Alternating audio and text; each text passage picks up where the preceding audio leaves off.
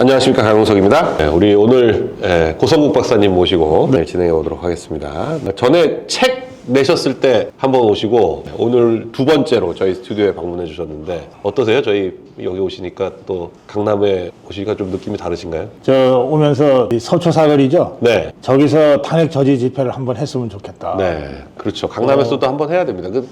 더군다나 그 서초동에서는 한번 할 필요가 있는 게 이 단순히 헌재에서 그렇죠. 하는 게 문제가 아니라 네.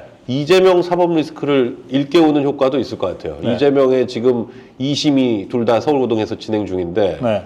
이것들이 사실은 11월 15일부터 법률상으로는 그 공직선거법 2심 3개월, 3심 3개월. 그러니까 윤 대통령의 180일보다 헌재에서 180일까지 할 수 있는데 윤 대통령의 180일보다 이재명의 180일이 한 달 먼저 시작했거든요. 그러니까 그게 더 먼저 끝나야 되는 건데. 물론이죠. 그렇기도 하고 지금 헌재는 이른바 훈시 규정 아닙니까? 네. 그러니까 가급적이면 그렇게 하라는 거고 네. 그 선거법의 그 180일은 강행 규정이잖아요. 네. 해야 된다는 거 아닙니까? 네. 그러니까 사정이 여하튼 6개월 안에 끝을 내야 되는 네. 거죠. 안 그러면 사실은 법을 위반하는 거가 되죠. 사법부. 사실 지금 대통령 탄핵 사건 두 건만 그 180일 안에 끝났죠. 나머지 그 헌재에 올라갔던 탄핵 사건 중에 180일 안에 끝난 사건이 없습니다. 다. 없습니다. 예. 지금 빨리 끝났다는 검사들 사건도 8개월, 9개월씩 걸렸고 손준성 검사건 아예 지금 정지돼 있어요. 그리고 뭐 이건 비교할 일이 아니지만 허접한 잡범들인 조국이나 이재명이 재판이 뭐 몇 년씩 갔는데 네. 지금 대통령 탄핵 사건은 대한민국의 운명이 걸린 이 네. 대통령이 탄핵되냐 안 되냐. 특히 이번에 그 탄핵 사유로 된 게 내란죄 아닙니까? 네. 내란죄가 인정이 되면 이건 잡범들하고 다르잖아요. 네. 이게 뭐 사형 무기징역 막 이런 중형이 내려지는 이 상사 사건과 같이 결합된 탄핵 사건인데 이거를 뭐 노무현이 선거법 위반 같은 걸로 해서 네. 두 달 만에 기각하듯이 석 달 안에 기각을 생각하고 또는 인용을 생각하고 한다는 것 자체가 말이 안 되죠. 말이 안 되는 거죠. 네. 네. 일단 뭐 먼저 오늘 가장 핫한 뉴스인 한동훈의 사퇴. 네. 네, 아침에 10시 반에 사퇴 기자회견을 했는데 저 기자회견마저도 질척. 근데 어쩌다 저런 게 나왔는지 모르겠어요. 하여튼 이 부분은 뭐 다른 건 다 떠나서 네. 윤석열 대통령이 두고두고 우리 국민들한테 좀 반성하고 또 사과해야 될 부분. 네. 한동훈이가 윤석열 대통령 없었으면 그 무슨 아무것도 아니잖아요. 이자가 윤 대통령이 법무부 장관을 시킬 수도 없는 사람을 법무부 장관을 시켜줬고. 그러니까요. 네. 사실 뭐 그 군인으로 시키면 한 소장 정도에서 국방부 장관 시킨 거랑 비슷한 그런 정도거든요. 우리가 한동훈이의 네. 이제 그 끝을 다 봤잖아요. 네. 저게 원래 군인들한테 그 괜히 모욕적으로 들릴지 모르겠는데 네. 그거 중대장도 못할 자입니다. 보세요. 당장 대통령 자기가 집권당으로 있으면서 모신 대통령이 탄핵당하는 사태와 관련해서 네. 그것도 다른 최고위원들이 전부 사퇴했는데 끝까지 대표하겠다고 버티다가 네. 이제 어쩔 수 없이 끌려 나와서 사퇴를 했는데 설명하는 게 뭐예요? 죄송합니다. 뭐 이게 아니잖아요. 네. 최고위원회가 붕괴되는 바람에 내가 어쩔 수 없이 그만둔다는 거예요. 아이 참네. 아니 그리고 그 와중에도 또 자기 한 딸들 그냥 영혼까지 끌어모아가지고 끌어모았는데도 한 50명 나왔나? 아 50만 명 아니고? 한달 그 지지층이라고 하는 사람들이 보니까 뭐 이 젊은 사람들은 하나도 없고 다 60대 이상 할머니들만 잔뜩 모아놨더라고요. 예, 뭐 네. 한동훈이가 지지층 그 한 딸들한테 내가 한 딸을 지키겠다 그랬는데 네. 그 한 딸 지키러 가라 그래. 한 50명 모아놓고 그거 지키러 가야지. 아니 근데 결국 그 한동훈 체제 붕괴의 결정적인 요인은 그 장동혁과 진종호까지 네. 그렇게 사퇴할 줄은 몰랐습니다. 그게 비상총회에서 한동훈의 네. 발언 때문에 그렇게 네. 된 건데요. 아니 뭐 웬만하면 장도경이나 진종호도 버티고 싶었겠죠. 네. 그런데 이 한동훈이가 그 탄핵 가결 직후에 열린 의총에서 이제 격앙된 분위기 아닙니까? 네. 여기서 한동훈이가 마이크를 잡고 그것도 1시간 45분이나 있다가 왔어요. 네. 겁이 나서 못 왔을 거야. 와가지고 하는 말이 아니 뭐 제가 투표했습니까? 이렇게 시작했거든. 네, 몇 분 있지도 못하고 잘려나갔더라고요. 아니 제가 투표했습니까? 왜 나한테 이러세요? 이래 놓으니까 야 내려와 끌어내 뭐 이렇게 네. 된 거죠. 그러니까 제가 바로 투표했으니까 도망가고 제가 있어요. 기업했습니까? 그런. 네, 그러니까 아 정말 우리가 네. 속아도 너무 진짜 심하게 속았고 네. 그리고 바닥을 정말 밑바닥까지 보여주고 나간 것 같아요. 네, 그렇습니다. 그런데 네. 오늘 진짜 웃기는 얘기 돌아온 거 아세요? 어떤 얘기? 저 한동훈이가 신당 창당한데 아니 이준석이 신당을 창당한 것도 웃겼는데 예. 한동훈이 신당 창당한 네, 거 뭐 그런 소리가 진짜. 지금 여의도판에 확 돌아가지고 진위를 확인해봤어요. 그랬더니 뭐 실제로 그럴 생각이 있다는 거예요. 아 생각이. 예, 예. 아. 아니 뭐 당이야 누군 못 만들어. 아니 만들려면 만들죠. 만들려면 만들죠. 만드는 거야 뭐. 아 지금 당 한 30개쯤 네, 있지 한 않나요? 30개쯤 됩니다. 네, 한 30개쯤 있는데 뭐 당 만드는 게 뭐 아니 뭐 헛돈 쓰고 허심 빠지려면 뭘 못 하겠어요. 그래. 예. 그 이제 국회의원 한둘이라도 좀 데리고 있어야 될 텐데. 네. 그러려면 무슨 김혜진이 한지안이 뭐 이런 비례대표들 데리고 안 되고 안 되고 지역구가 있어야 안 되잖아요. 될 거 아니에요. 그 이제 제명시켜 달라고 그 눈물 콧물 짤 텐데. 네. 국회의원이 하나도 없는 당이 되는 거죠. 네. 지역구원 중에서 한동훈 따라 나갈 사람이 있을까? 아, 그게 누가 그런 사람이 있습니까? 네. 자기 선거, 자기 정치 생명 포기하고 한동훈한테 충성할 사람이 누가 있어요? 그러니까 한동훈의 정말 정치를 할 수 없다는 이유는 뭐냐면 아니 탄핵이 됐을 때 제일 먼저 본인이 사퇴해야 된다는 걸 모르고 자기는 계속 할 수 있을 거. 그러니까 아직도 자기가 검사인 줄 알았던 거죠. 예. 검사는 버티면 뭐 쫓아낼 방법이 없으니까 그냥 버티기만 하면 내보낼 수 없을 거다라고 착각을 하다가 또 자기가 데리고 같이 뽑게 해줬던 진종호, 장동혁이 자기를 배신할 거라고 생각을 안 했나요? 그러니까 장동혁이 진정호가 네. 한동훈이 앞에서는 뭐라고 얘기했는지 모르지만 네. 그 사람들 장동혁이만 해도 네. 그 충남 보령이 지역구잖아요. 네. 김태흠 도지사 지역구를 물려받았잖아요. 네. 그 지역의 원성이 장난이 아니었어요. 그렇죠. 또 지금 비서실장하는 박정아 그 네. 원주 지역이잖아요. 네. 거기 정말 간신히 우리 자유우파가 총결집에서 국회의원 간신히 겨우 달고 만들어놨잖아요. 예, 비서실장이거든요. 네. 그러니까 이제 비상호청이 열려가지고서 한동훈이가 안 나오니까 야 비서실장 네가 가서 데리고 와 하니까 박정아가 어떻게 했는지 아세요? 아니 나 도저히 못하겠어. 내가 차라리 비서실장 안 할래. 네. 미션을 던져버렸잖아. 그냥 그 자리에서 던져버렸어요. 예. 데리고 오라 그러니까 안 데리고 가겠다고 던져버렸더라고요. 그러니까 지금 이 한동훈이는 완전히 네. 이게 만지면은 냄새나는 이 네. 오물덩어리가 돼 있는 거예요. 네.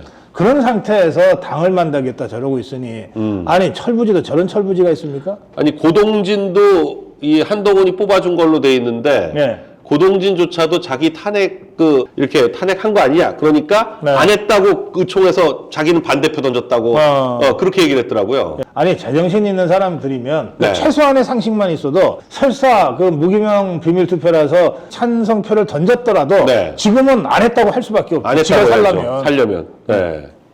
그래서 심지어는 그런 얘기도 나와요. 이거 국회의원 투표에서도 부정선거 있었냐. 네. 아니 찬성표 던졌다는 자들이 없는데 어떻게 찬성표가 그렇게 아니 나왔냐. 한지아도 자기 안 던졌다 그러더라고요. 한지아는 찬성이라고 미리 공개를 했었는데 한지아도 안 했다고 할 정도니까. 아이고 참. 저 고동진, 한지아 지금 저 중에서 확실히 안 했다고 하는 사람은 고동진, 한지아, 진종호까지 자기는 안 던졌다 이렇게 얘기를 네. 하고 있으니까. 근데 뭐 안철수 그러면 어떻게 해야 된다고 보세요? 지금 홍준표 시장은 아예 저런 사람들 비례대표 같은 건 한 3년 당직 당원권 정지해놓고 네. 그리고 지역구 의원들은 한 2년 당원권 정지 시켜놔야 된다. 당원권 정지 시켜버려야죠. 네. 그러니까 당이 그 비례대표 경우에는 출당해서 쫓아내면 그 국회의원직을 유지하고 무소속으로 활동을 하게 되니까 네. 그건 이제 출당시키면 안 되고 네. 당원권 정지 한 3년 시켜서 아무것도 못하게 만들어요. 그러니까 당원권 정지를 시켜버리면 당내에서도 표를 못 던지고 네. 아무것도 못 하는 거거든요. 이제 국회는 출석할 수 있지만 네, 숨만 쉬고 사는 거죠, 그냥. 그리고 그야말로. 비례대표는 지역구도 없잖아요. 네, 지역구도 그러니까 없으니까. 어디 갈 지역도 없어요. 네. 그러니까 지의원회관 사무실에서 비서들하고 그냥 맨날 노닥거리는 수밖에 없지. 네. 그러니까 그렇게 해서 완전히 산송장 만들어버려야 돼요. 그다음에 이제 지역구는 네. 그건 출당시켜버려야죠. 네. 예, 그런데 확실하게 찬성표 던졌다는 지역구 의원들이 지금 몇 명 안 될 거예요, 앞으로. 그럼 그 몇 명 안 되는 사람들이라도 쫓아내야죠. 네. 데리고 다니면 우한 덩어리예요. 아니, 그러니까 그런 사람들은 언제 무슨 짓을 할지 모르니까 그러니까, 예. 오히려 차라리 당원권 정지를 시켜가지고 예. 아무것도 못하게 해서 당직인이 뭐냐 아무것도 기웃거리지 못하게 해가지고 그 적절한 시기를 봐가지고 지금 당장보다는 적절한 시기를 봐서 출당을 시키는 우리가 그런 8년 전에 똑같은 경험을 했는데 그때 그 62명의 배신자 명단이 돌아다녔잖아요. 네. 근데 이 자들에 대해서 제대로 된 조치를 하나도 못 취했어요. 34명은 나가버리니까 네. 나머지 30명은 하여간 있었던 건데 네, 있었는데도 아무 조치를 아무 못 조치를 했고. 못했죠. 그다음에 34명이 다시 들어갔어요. 네. 홍준표 대선 후보가 뒷문을 네. 열어주는 바람에 네. 자기한테 표가 될지 몰라 하고 네.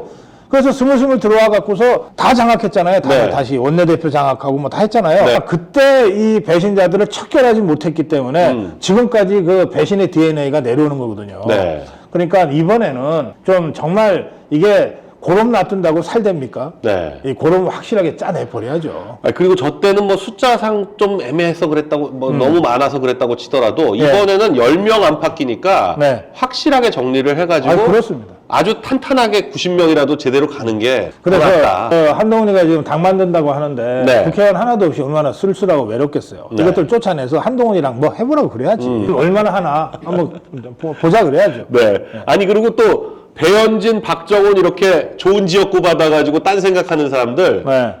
당장 내쫓아버리면, 출당시켜버리면 그 지역 하려고 하는 사람들 지금 넘쳐나요. 넘쳐나죠. 한 달나라까지 줄 서 있을 거예요. 그러니까 이 송파남매 네. 이 배현진이 박정훈이가 표결 전날 우리는 표결 반대다. 반대다. 박정훈이가 반대다 그랬어요. 네. 배현진조차도 그날 아침에는 나는 출석한다 그랬지 투표 던진다고 찬성한다 했다. 그러진 않았다. 네. 이렇게 해서 도망갈 공을 만들어 놨는데 네. 아니 설사 찬성이 아니라 반대를 했다 칩시다. 네. 그래도 이 자들이 그동안 해온 행태라는 거 있잖아요. 네. 그동안 해온 행태가 당을 얼마나 어지럽히고 해당 행위를 했어요. 네. 그것만으로도 출당감이죠. 네.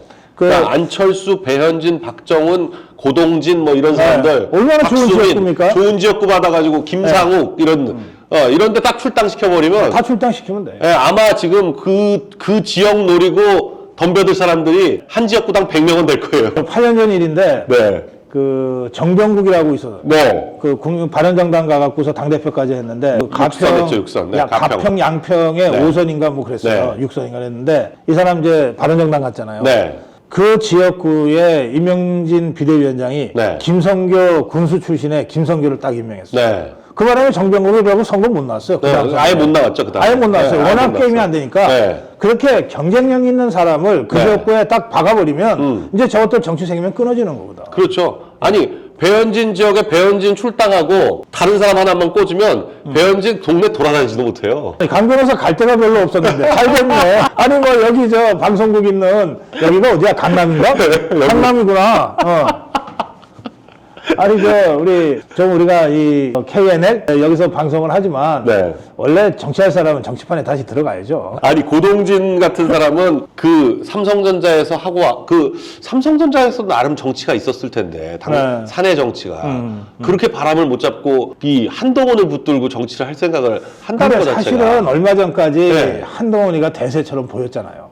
에, 뭐 백날 조사해봤자 다른 이 사람들은 자유파 파워있고. 진영에서는 네. 한동훈이밖에 안 보이고 네. 사실은 그 지난번 인사청문회 때 김문수 장관의 지지율이 치솟았거든요. 네. 근데 그 후에 여론조사를 보니까 김문수 이름을 빼고 조사를 합니다. 빼고 조사하니까 안 나오는 거예요. 네. 아예. 예. 네. 그래가지고 이 조중동이나 여론조사 회사들이 이재명이가 상대하기 제일 쉬운 한동훈이를 계속 국민의힘에 압도적인 대권 주자로 만들어왔던 그 의혹이 있어요. 네. 예. 그러니까 기업들이나 뭐 정치판 사정을 사실은 잘 모르잖아요. 네. 그러니까 이 사람들이 그냥 한동훈인가 보다 그러고서 줄 섰던 것 같아요.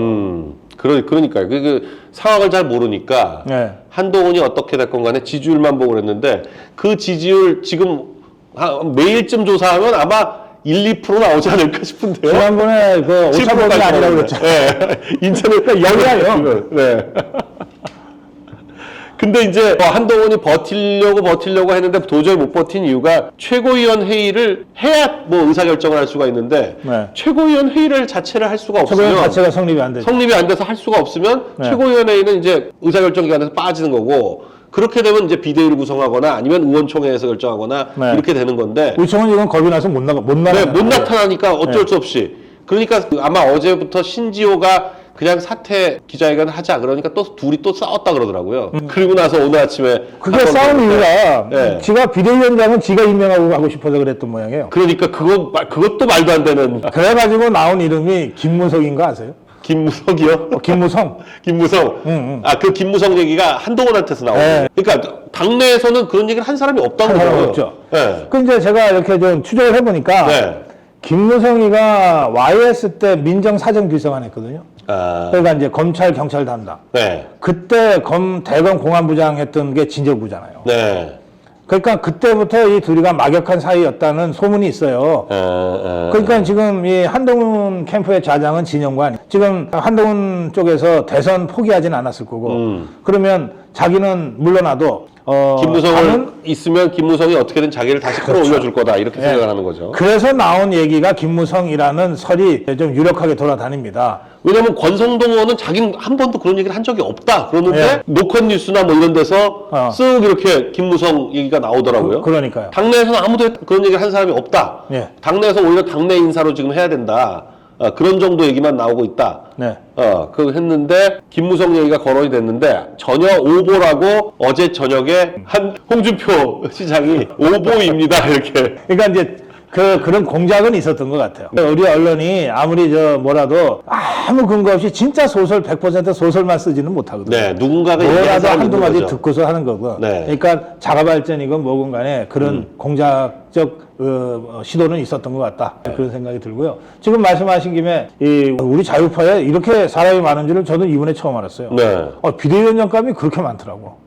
그 거론되는 사람이? 예. 누구 거론되나요? 우선 김문수를 네. 비대위원장으로 하자. 김문수 위원장 괜찮죠. 지금 같은 상황에서. 우리 광화문 태극기 애국 세력들은 거의 대부분 김문수로 모아지고 있어요. 네. 그다음에 이게 이제 탄핵을 저지하기 위한 비대위원장이잖아요. 네. 그러니까 탄핵 사태도 겪어봤고, 또 광화문 태극기 애국 세력과 손도 잡을 수 있고, 또 이 내란죄 사건은 이게 공안부에서만 할 수 있는. 황교안. 이게 이제 삼박자를 갖췄다. 네. 그래서 황교안 비대위원장 어떠냐. 그리고 여기에 당내에서는 이번에 국회에서 제일 잘 싸운 사람이 윤상현이다. 네. 윤상현이 이 내란죄가 말이 안 된다는 것을 아주 국회 질의응답 그날 질의응답부터 분위기가 좀 바뀌었죠. 그러니까. 네. 그러니까 윤상현이가 적입니다. 이런 의견도 있고. 그다음에 나경원이 역시 네. 강단이 있지 않냐. 네.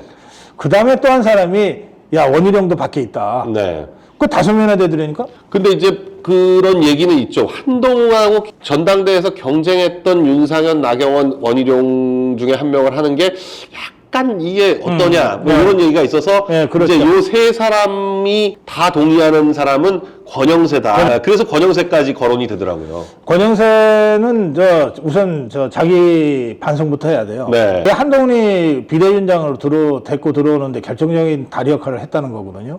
권영세. 왜냐하면 한동훈이가 누굴 잘 못 믿는데 네. 검찰 선배이고 정치권에 먼저 들어가 있는 권영세가 네. 그동안 멘토였다. 그런 얘기는 상당히 유력하게 돕니다. 그 당시에 돌았어요. 네. 그러니까 이제 권영세가 근데 한동훈 이번에 계속 할 때 권영세 의원은 꾸준히 비판적이었는데. 그러니까 그게 뭐냐면 네. 야 권영세까지 이렇게 비판하지 않냐. 그러니까 그러니까 이제 국회의원들은 그 정도는 알잖아요. 네. 한동훈이한테 누가 제일 영향력이 있냐. 그 네. 권영세다. 이거는 정설이었거든요. 네. 근데 권영세까지 나서서 한동훈이 너 이러면 안 돼라고 네. 비판을 하는 걸 보고 네. 많은 현역 의원들이 돌아섰어. 이거는 아닌가 보다. 이렇게 돌아섰다는 거거든요. 아. 그러니까 그런 맥락을 아는 국회의원들, 국민의힘 의원들 입장에서는 네. 이 권영세 어떠냐. 네. 그리고 대통령하고도 관계가 아주 네. 신뢰 관계가 깊지 않냐 여전히. 이제 그렇게 그 주장들이 나오는 거죠. 그러니까 권영세, 원희룡 의원은 지금 초창기부터 윤 대통령과 이 내각을 함께하면서 네.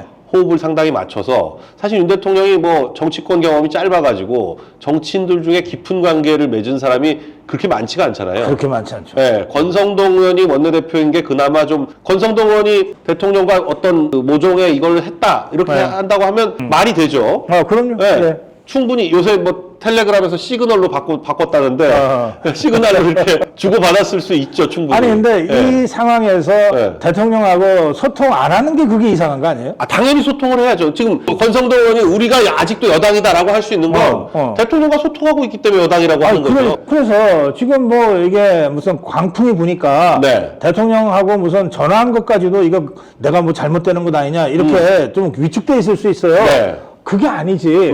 대통령하고 소통은 당연히 해야지. 당연히 해야죠. 당의 지도부라면. 네, 당연히 그렇게 되는데 그러면 비대위원장을 그 중에서 이제 오늘 의원총회를 하고 뭐 빨리 임명을 해야 될 테니 네. 내일이나 모레까지는 아마도 비대위원장이 결정되지 않을까 싶은데. 그러니까 저는 이렇게 제안하고 싶어요. 의외로 우리 자유파 진영에 국민의힘에도 사람이 많잖아요. 네. 근데 이 중에서 하나만 뽑자 이러지 말고 다 뽑아.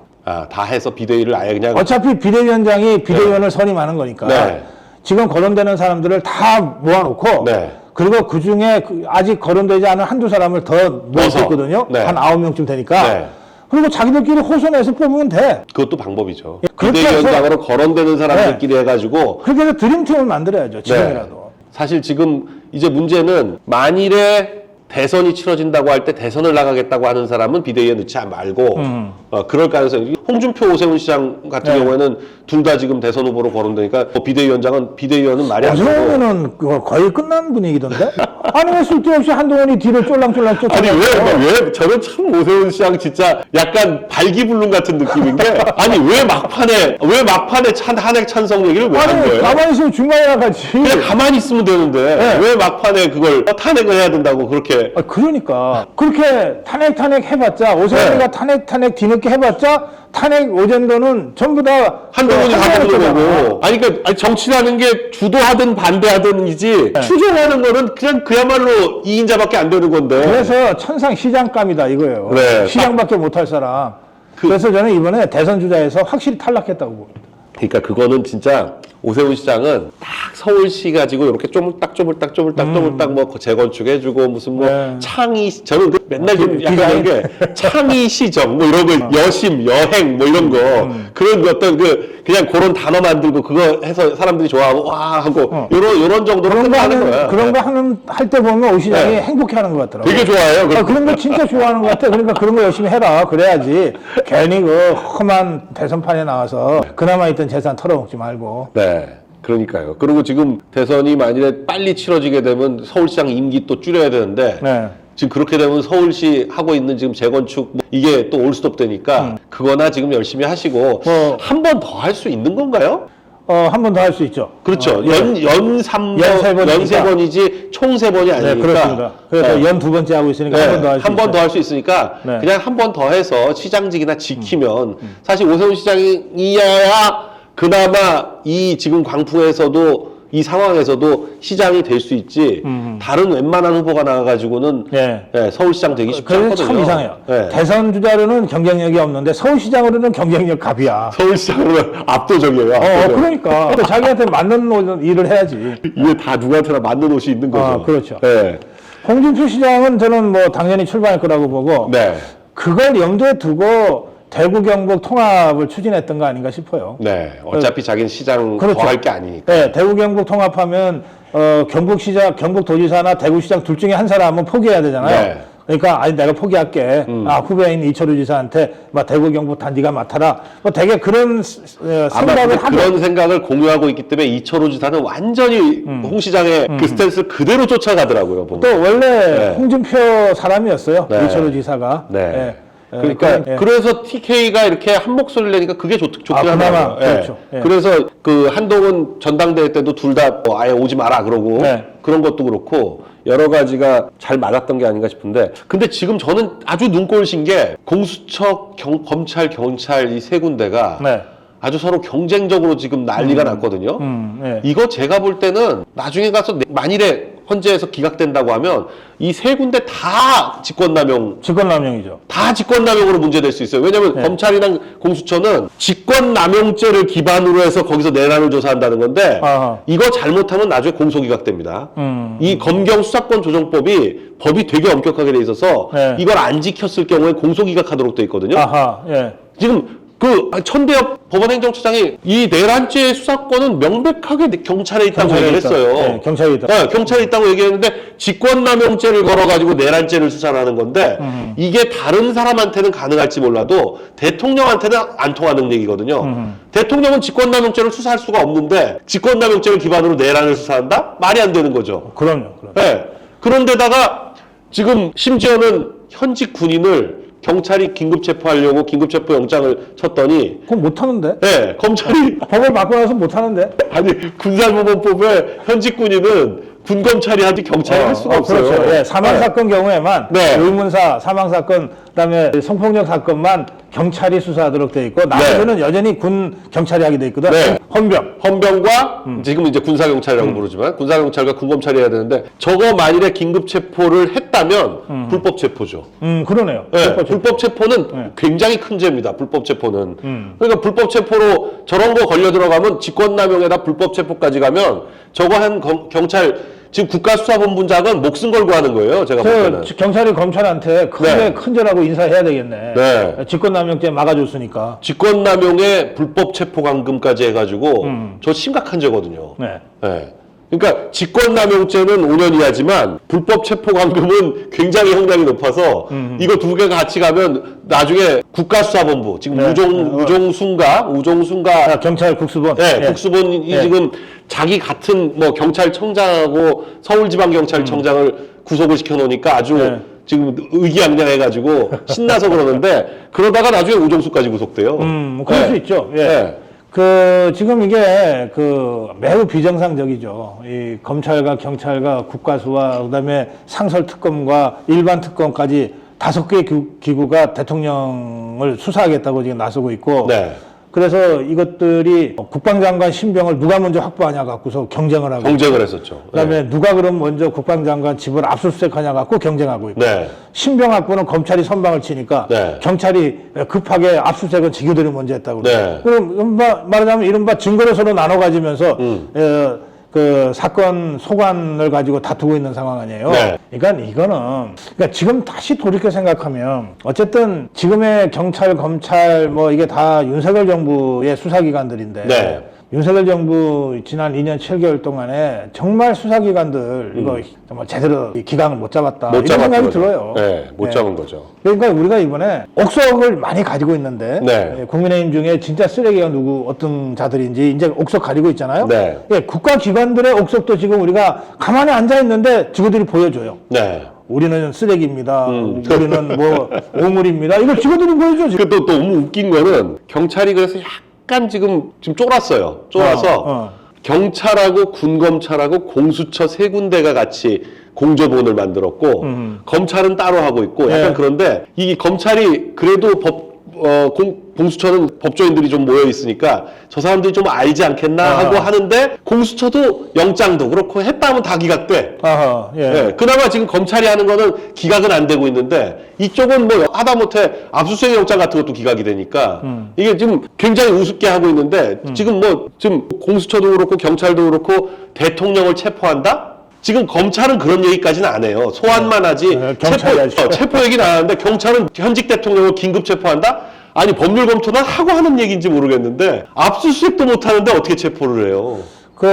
이를테면 압수수색 영장을 발부받아서 간다고 칩시다. 네. 근데 그러면 대통령실이나 대통령 관저로 가야 될 거 아니에요? 네. 대통령실과 대통령 관저는 대통령 경호법에 따른 경호요원들이 지키고 있어요. 네. 총격전이라도 할 거야?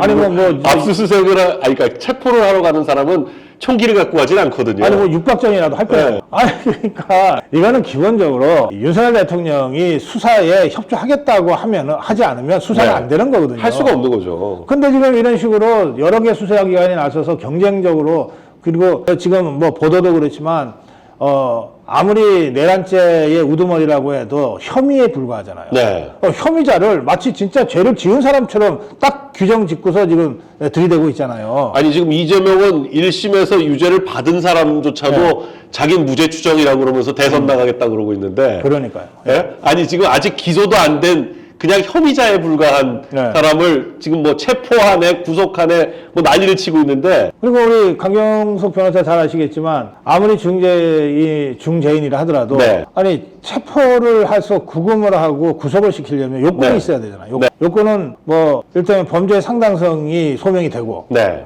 그걸 전제로 그런데 증거인멸의 우려나 도망갈 우려가 있을 때 네. 그런 긴급한 상황에 구속하는 거 아니에요. 네. 실제로 범죄의 상당성이 소명이 돼도 네. 이 사람이 도망갈 염려도 하나도 없고 증거인멸할 것도 하나도 없다 그러면 네. 최종적으로 유죄 확정되기까지는 무죄 추정으로 해서 불구속 상태로 네. 심리하게 돼 있잖아요. 네. 그리고 방어권을 반론권을 보장해 주잖아요. 네. 그러니까 현직 대통령이 지금 아니 어떻게 도망을 가요. 네. 가고 싶어도. 그다음에 증거인멸이요? 아니 그 6시간 동안 전 세계한테 생중계를 해놨는데 어떻게 증거를 인멸하냐고. 무슨 증거를 인멸해요? 어떻게 인멸하냐고 네. 증거를. 그러니까 도망갈 우려도 0%, 증거인멸할 우려도 0%인데 무슨 수로 이걸 구속을 시키냐고. 이것들이 지금 체포하겠다 그러고 긴급 체포하겠다 그러고 구속시키겠다 그러고 협박하는 거 아닙니까? 네. 이거 길을 꺾어 놓으려는 거야. 길을. 이제 왜 뒷골목에서 싸움할 때 하여튼 길을 꺾어 놓으면은 이기잖아. 네. 지금 그 짓을 하는 거거든. 네. 그런데 이게 사람 잘못 봤지. 아니 저 뒷골목에 양아치 몇 명이 몰려든다고 해서 전국구 건달이 겁먹는 거 봤어요? 아무리 선빵 날리겠다 그러고 별 공간을 낮춰도 네. 눈도 꿈쩍 안 하죠. 웃고 말지. 네. 그 윤석열 대통령의 기자회견이 그거잖아요. 네. 대국민 담화가 그거잖아요. 탄핵 표결 된 직후에 그 대통령이 한 국민께 드리는 말씀. 네. 끝까지 싸우겠다는 거 아니에요. 네. 그리고 이기고 돌아오겠다는 거 아니에요. 그러니까 지금 오히려 공수처장과 이 박세현 검찰수사본부장과 우종수 국가수사본부장을 직권남용으로 고발해야 돼요. 이작자들이 지금 하고 있는 행태가 일단 공수처장이나 검찰 국가수사본부장은 법에도 없는 죄를 자기들이 수사하겠다고 지금 덤벼든 것 자체. 그렇죠. 예. 예, 이거 자체가 직권남용이고 경찰은 되지도 않는 것들 지금 여러 가지 위법행위 지금 일단 뭐 현역 군인들 체포하겠다고 덤벼들었다가 바로 지금 검찰 단계에서 반려되고 지금 그런 상황인데 이런 것도 그렇고 지금 불법 수사에 그처럼 보이는 게 굉장히 많거든요. 굉장히 많아요. 네. 이게 지금 이를테면은 연일 뭐 장군들이 군복 입은 채로 불려다니면서 눈물을 찔찔 짜기도 하고 뭐 체포를 당하느니 이러는데 네.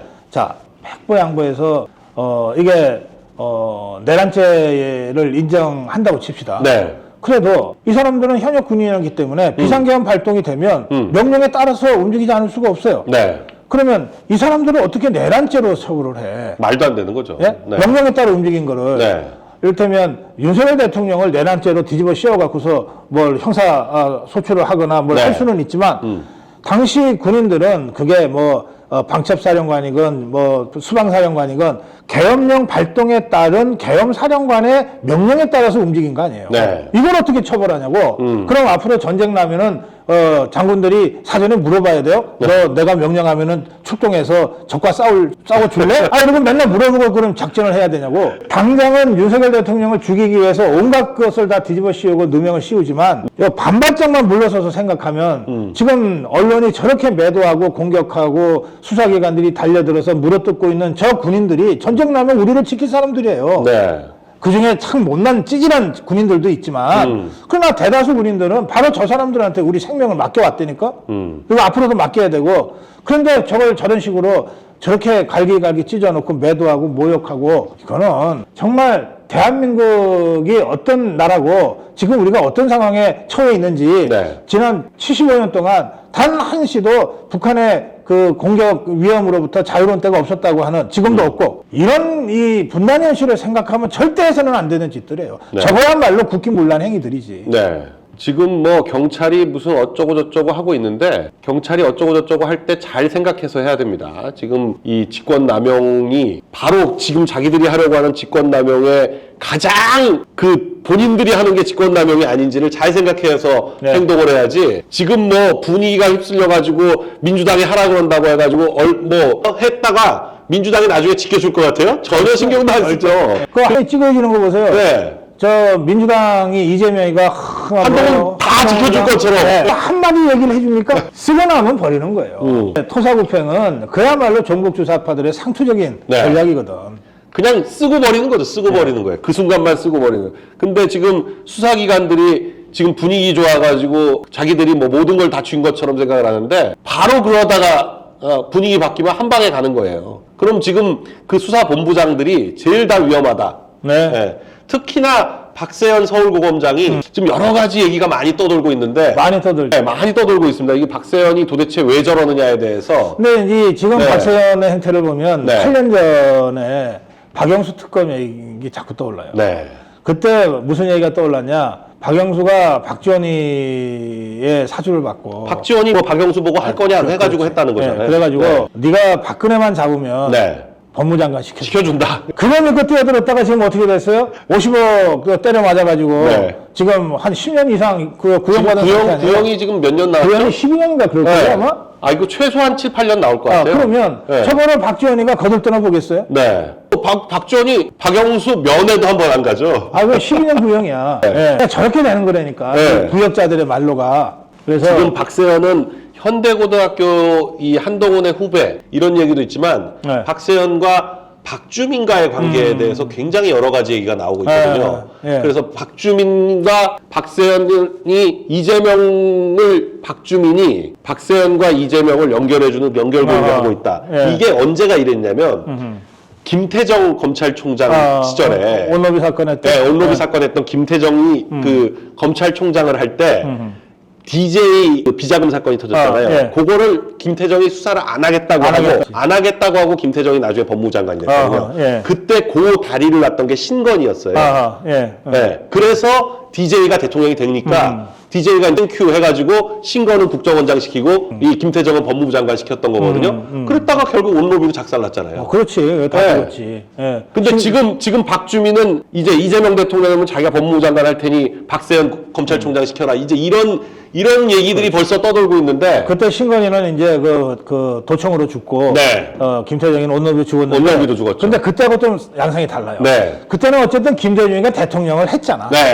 근데 지금 이재명 대통령이 될지 안 될지 몰라. 용산이 아니야. 저 의왕으로 가야 돼. 이재명이 구속되는 순간 이 이재명한테 조금이라도 부역했던 사람들 다 쉽지 않습니다. 그럼요. 지금 이재명이 마치 대통령 된 것처럼 일일이 다 지시하고 있는데 그 지시에 섣불리다가는 종북 주사파 진영에서 이재명이는 근본이 없는 자예요. 근데 이번에 이재명이가 칼바람을 날리면서 학살했잖아요. 그때 학살당한 만만치 않은 사람들인데. 근데 서른 김대중과 같이 정치했던 사람이고 몇십 년을 한 사람 아니에요. 서른은. 김대중 내란음모 사건의 공범인가 그래요. 서른이는 김대중 사람을 죽였지. 그 다음에 홍영표 같으면은 이게 민노총의 그 뿌리 중에 하나거든. 이거 죽였지. 그 다음에 노무현과 함께 했던 사람들 다 죽였지. 그러니까 지금 이번에 이재명이가 서른하고 홍영표 살릴 줄 알았는데 그들을 죽여버리더라고요. 이 당권 때문에 날아간 이 사람들이 단순히 귀명계 반명계라고 얘기하지만 그 뿌리가 김대중과 함께 노무현과 함께해요. 이 사람들이 다 죽었거든. 그런데 지금 이재명이가 만약에 감옥에 간다 칩시다. 또는 감옥에까지 안 가도 돼. 대선 출마 불가능하. 그 순간. 대선 출마 자격이 박탈당하는 그 순간 아무것도 아니잖아. 그러면 지금 한동훈 되는 거죠. 그냥 그야말로 이제 콩가루가 돼. 산산과 조각이 나서 죽을 거예요. 이 자들이 공력이 간단치가 않거든. 가만히 안 있겠죠. 그러니까 지금 이재명이 대통령 될 거라는 이 헛꿈을 꾸면서 거기에 그 전제를 가지고 움직이는 자들. 조금 전에 우리가 박주민이 같은 의혹도 제기됐지만 이런 것들. 지금 김병주는 자기가 국방부 장관 한다 그러고 박주민은 자기가 법무부 장관 한다 그러고. 박선원이는 지가 국정원장 한다 그러고. 박선원 지금. 헛꿈들이야. 오지게 꿔도 괜찮아. 이것들이 다 제1차 죽을 사람들 명단이라고 생각하면 돼요. 정치적으로. 이재명이 무너지는 순간 한꺼번에 작살나는 그런 인물들이다. 자, 근데 한덕수 총리가 지금 권한대행이 됐는데 지금 그 상설특검법도 그렇고 김건희 특검법도 그렇고 양곡법 같은 거 지금 말도 안 되는 법들 쫙 그 여야 합의 없이 통과시켜 놓은 법안들에 대해서 거부권 행사를 하겠다. 지금 그렇게 얘기하고 있는데. 당연하죠. 한덕수 총리는 저건 할 것 같아요. 저 거부권은. 한덕수 총리가 이 총리를 두 번째 하고 있는 사람 아닙니까? 뭐 자리에 연연할 게 뭐 있어요. 의상 강단이 있어요. 강단이 있고 또 자식도 없어. 자식이 없다는 게 큽니다. 그래서 평생 꼿꼿하게 살아왔거든요. 이제 사실은 인생을 마감할 무렵에 이 권한대행을 맡았기 때문에 이 사람의 그 언행 하나하나는 나중에 역사에 어떻게 기록될까 이거를 늘 염두에 두면서 움직일 거라고 저는 생각합니다. 근데 이 사람이 강단이 있고 적어도 자기 논리 완결성을 추구하는 사람이에요. 그럼 어떻게 되냐? 총리로 있을 때 농망사법, 조금 전에 말씀하신 농망사법에 대해서는 정부에서 거부권 행사를 건의했어요. 그런데 자기가 이제 권한대행이 됐잖아. 지가 건의한 거부권 행사를 지가 안 해? 그럼 말이 안 되잖아요. 그러니까 저는 한덕수 총리가 거부권 행사할 거라고 보고 그 다음에 김건희 여사특검법도 3번이나 국무회의에서 제2요구권을 대통령한테 건의해서 대통령이 한 거 아니에요. 그러면 그때보다 더 계약이 됐는데 근데 그거를 권한대행인데 거부권 행사를 안 해요? 그것도 말이 안 되잖아. 그러니까 저는 한덕수 총리가 이런 부분에 관해서는 거부권 행사를 할 거라고 봅니다. 아무리 야당이 협박을 해도 차라리 그래 날 잘라라, 날 탄핵해라 그러고 버티지 여기에 굴복해갖고서 시키는 대로 할게요. 살려만 주세요. 아니 권한대행에 그게 뭐라고 그게 연연해서 자기 소신을 꺾겠어요. 저는 이거 제2요구권 한다고 보거든요.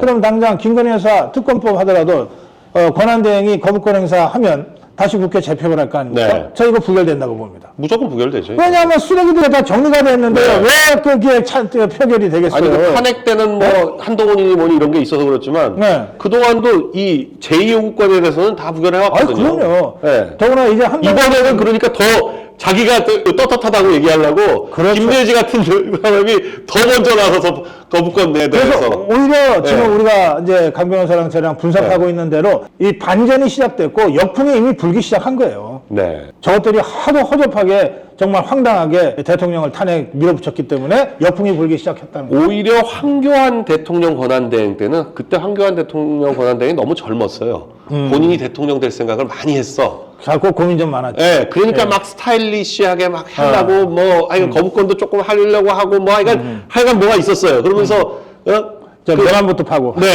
그리고 뭐, 시계 돌리고 막 그랬잖아요. 글쎄 말이야. 약간 그때는 스타일이 좀 그랬지만. 이거 내 친구지만 조금 그랬어. 네. 한덕수 총리.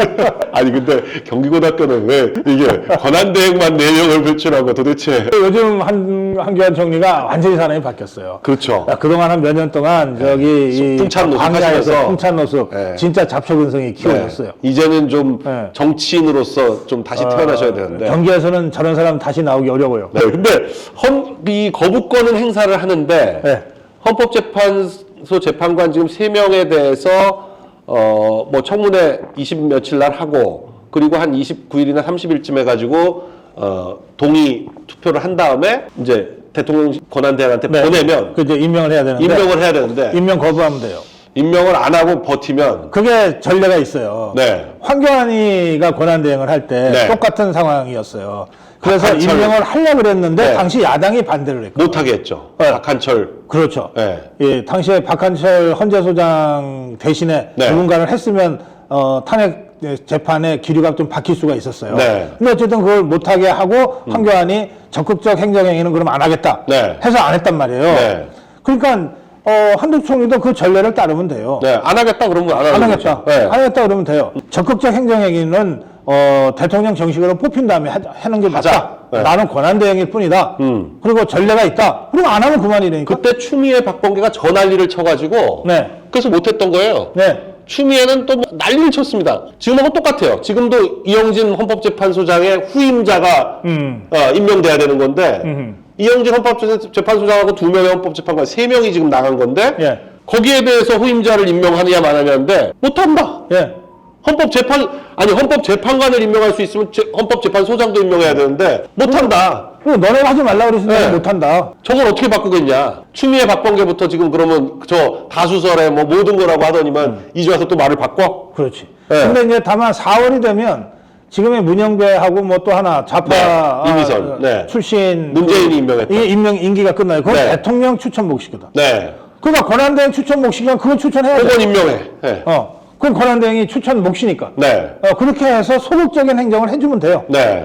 아니, 그리고 그때는 안 할 수가 없는 게 지금 6명인데 6명 가지고 오늘 보니까 헌재에서 6명으로 심리하고 변론까지는 하겠다고 하니까 네. 심리하고 변론은 해야 되니까 그 대통령 목 2명은 그렇죠. 임명을 하면 아니면 그때 가서 5명을 한꺼번에 임명을 해버리든지. 아니 어쨌든 이 국회 네. 몫은 민주당의 안에서 여기까지 된 거니까 네. 책임은 민주당한테 있는 거예요. 민주당이 지금 10월, 11월, 12월 석 달을 안 했는데 그 책임이 민주당한테 있는 이 사안을 한덕수 권한대행이 일부러 풀어줄 이유가 하나도 없는 거죠. 네. 그건 그대로 놔두면 된다 이 말이에요. 네. 자, 그래서 지금 180일 얘기를 헌법재판소에서 정하고 있는 헌법재판소 법상 180일 내에 탄핵 심판을 하도록 돼 있는데 사실은 그 노무현 박근혜 대통령 탄핵 외에 나머지 모든 탄핵 사건에서 6개월 내에 한 적이 없어요. 그렇습니다. 네.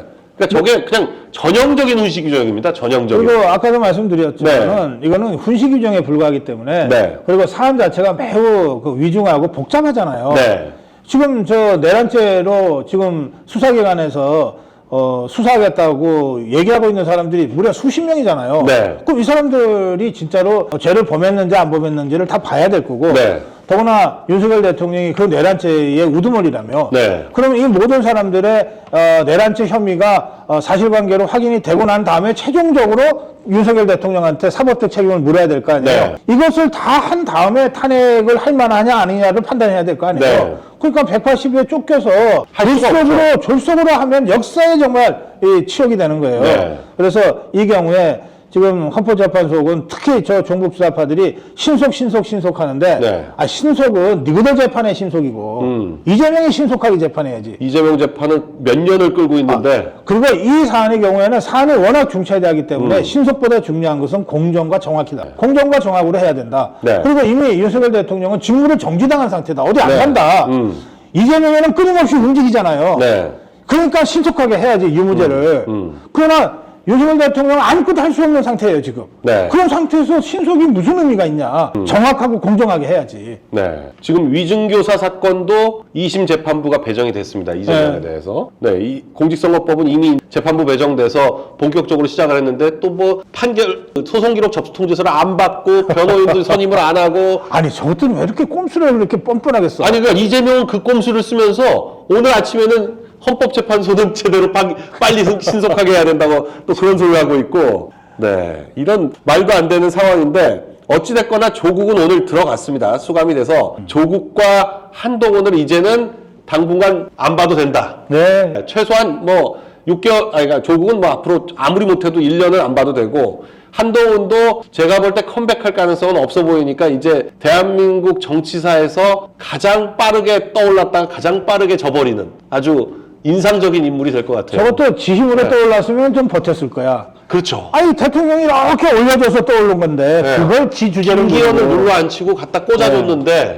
그걸 모르고 자기 힘으로 된 줄 알고 네. 아니 이제 저 한동훈 당무감사 해야 돼요. 당원 게시판. 당무해야죠. 네, 당무감사 해야 됩니다. 단계해야 됩니다. 네, 단계 당무감사만 하면 바로 뭐 무슨 딴소리 나올 수도 없습니다. 아 오늘 저 우리 고성국 박사님 모시고 이렇게 얘기 나누니까 뭐 후딱 그냥 아이고.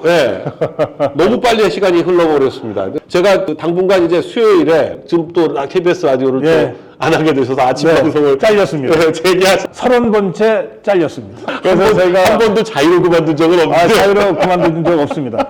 네, 30번째 잘렸는데 그래서 아침 8시부터 10시까지로 이제 고성국 TV 방송 시간을 옮기면서 네. 우리 강혜석 변호사를 네. 고정적으로 네. 매주 수요일마다 고성국 TV에서 모시겠다. 저희가 이 난국을 헤쳐나가는 데 있어서 지금 뭐 언론사들이 다 똑같이 한 목소리를 내고 있으니까 우리 유튜버들도 좀 그 여러분들께 혼돈을 주지 않게 좀 정리된 목소리를 함께 내는 게 참 중요해요. 그래서 웬만하면 좀 유력한 유튜버들끼리 같이 이렇게 방송을 하면서 여러분들께 어떤 정제된 견해를 좀 전달해 드리는 것이 참 중요하다고. 저는 뭐 고 박사님하고 방송하다가 항상 너무나 즐겁고 배우는 게 너무 많아서 그래서 역시 이 명불허전 고성국 박사님의 견해를 듣는 것만으로도 너무 즐겁다. 오늘도 정말 즐겁게 한 시간이 흘렀습니다. 지금 즐거운 상황은 아니지만 여러분들 너무 울적하게 디프레스돼서 지내지 마시고 그러실 거 없어요. 이렇게 그냥 이제부터 또 새롭게 시작된 겁니다. 아까 제가 보면서 그 제목을 네. 위기의 대한민국이라고 이렇게 붙이셨던데 뭐 그렇게 말씀하시니까 대한민국이 위기가 아닙니다. 대한민국은 정상적으로 잘 돌아갑니다 지금. 네. 잘 돌아갑니다. 위기는 누구냐? 탄핵 세력과 탄핵 부역 세력의 위기입니다. 네. 그들한테 이걸 진짜 위기로 만들어 가야 되는 그런 책임이 우리한테 있다라고 생각하시고 다 같이 힘을 내시면 되겠습니다. 네, 오늘 KNL 고성국 박사님과 함께 KNL 여기까지 하도록 하겠습니다. 대단히 감사합니다. 네, 또 불러주십시오. 네.